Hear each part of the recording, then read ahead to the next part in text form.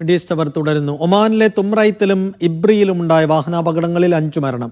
തുംറൈത്തിന് സമീപമുള്ള ഹൈവേയിലുണ്ടായ അപകടത്തിൽ ഒമാനി പൗരനും UAE മുൻ സൈനികനുമാണ് മരിച്ചത്. ദാഹിറ ഗവൺമെന്റിലെ ഇബ്രി വിലായത്തിലുണ്ടായ അപകടത്തിൽ 3 പേരാണ് മരിച്ചത്. ഒരാൾക്ക് ഗുരുതരമായി പരിക്കേറ്റിട്ടുണ്ട്. ഇന്ന് രാവിലെ അൽ റഹ്ബ പ്രദേശത്ത് ട്രക്കുകൾ കൂട്ടിയിടിച്ചാണ് അപകടമുണ്ടായത്. ഗവൺമെന്റിലെ സിവിൽ ഡിഫൻസ് ആൻഡ് ആംബുലൻസ് അതോറിറ്റിയിലെ അംഗങ്ങളെത്തി രക്ഷാപ്രവർത്തനങ്ങൾക്ക് നേതൃത്വം നൽകി. പരിക്കേറ്റയാളെ അടുത്തുള്ള ആശുപത്രിയിൽ പ്രവേശിപ്പിച്ചിട്ടുണ്ട്. കൂട്ടിയിടിയിൽ ട്രക്കുകളുടെ മുൻഭാഗം പൂർണ്ണമായും തകർന്നിട്ടുണ്ട്. ദോഫാർ ഗവൺമെന്റിലെ തുംറൈത്തിന് സമീപമുള്ള ഹൈവേയിലുണ്ടായ അപകടത്തിൽ ഒമാനി പൗരനും UAE സ്വദേശിയുമാണ് മരിച്ചത്. UAE മുൻ സൈനികൻ മുഹമ്മദ് ഫറാജാണ് അപകടത്തിൽ മരണപ്പെട്ടത്.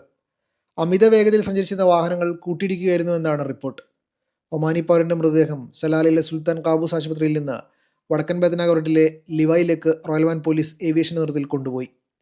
ഖരീഫ് സീസൺ ആയതോടെ സുൽത്താൻ സയ്യിദ് ബിൻ തൈമൂർ റോഡിൽ വാഹനാപകടങ്ങൾ വർദ്ധിച്ചിട്ടുണ്ട്. ദിവസങ്ങൾക്ക് മുമ്പ് നടന്ന വിവിധ അപകടങ്ങളിലായി 5 പേരുടെ ജീവൻ പൊലിഞ്ഞിരുന്നു. Media 1 Muscat.